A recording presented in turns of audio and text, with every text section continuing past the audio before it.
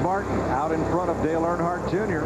And Mike, what I was saying earlier, you come up to the back of the field, I don't care how big a lead you got, you don't just blow by these people when you get on old tires. Dale Jr. runs up on a lap car, car's getting ready to lap, and Mark had a run off turn 2. Now, one reason that Mark may have so easily taken the lead from Junior was a conversation that Junior had with his crew a few minutes ago. How many laps left on this list? About 32. That's too many.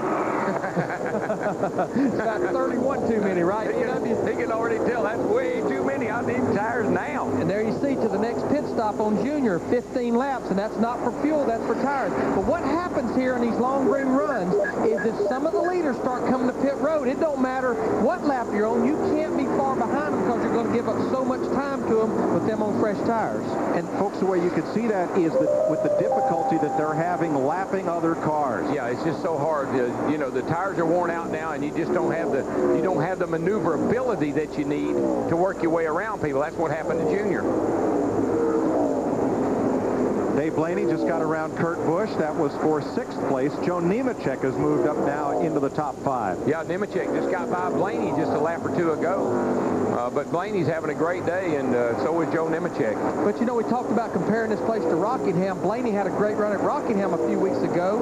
This place is very similar. That's the same car that he ran at Rockingham. Rockingham here and Bristol are very, very similar on tires and setup and everything else.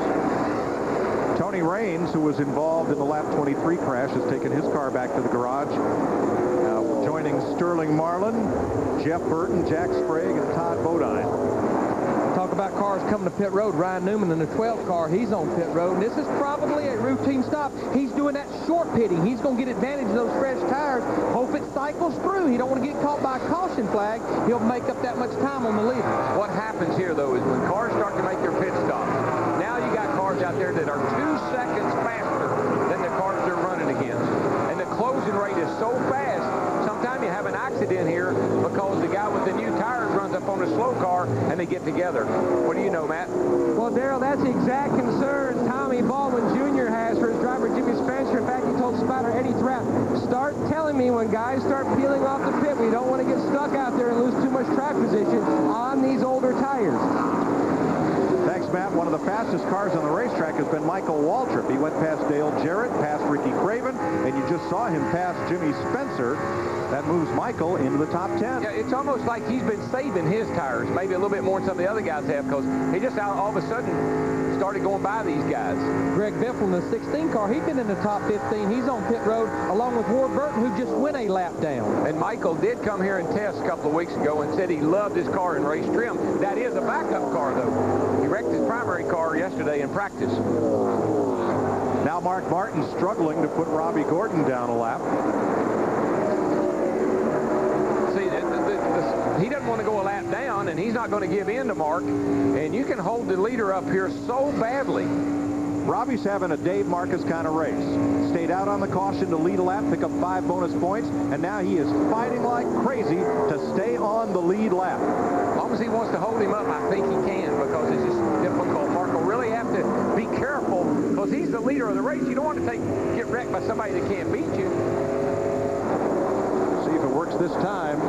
And while these guys are fighting, Robbie Gordon, Jeff Gordon, who's in 3rd place, he's catching them. Let's go to Steve Burns. Well, Larry Mack, expect Mark Martin to pit on about lap 134. Martin says he wants just a little more grip out of his race car, so they're going to take a little more air pressure, about a ½ pound out of both front tires. He said his car is neither loose nor tight. He just wants a little more grip. Steve, he's getting to that point where he's happy with his car. You don't want to overadjust like Darrell and I talked about a while ago. And people may say a ½ pound air, but with this radial tire, remember the radial tire is like a spring. So that's like taking about 10 or 15 pounds of spring rate out of those front springs, a ½ pound of air pressure. Plus, you do it a little wee bit at a time. You want to slip up on it. You don't want to make any great big adjustments because you don't want to get the car upset. Johnny Benson pits. Mark Martin leads. And Jeff Gordon closes the gap on 2nd place Dale Earnhardt Jr. Mark Martin racing with the 31 car, it cost him a second a lap until he got around him. And Darrell, now we get to a point in the race on green flag pit stops, which appears, to me it appears treacherous, because you have have cars that were slow now on brand new tires, racing cars on the lead lap that were fast, and now are on worn tires and have backed up. You catch a guy, you just catch people in places where they have nowhere to go, and neither do you. And you run over each other. And Robbie Gordon, who just went that lap down in the 31, he comes to pit road along with Jimmy Spencer in the 7 car and Bob Labonte, of course, who's many laps down. And I tell you, this is one of the most treacherous pit roads to get onto under green. It sneaks up on you. You have to get on the apron, and that apron is very slick. Got a lot of sand.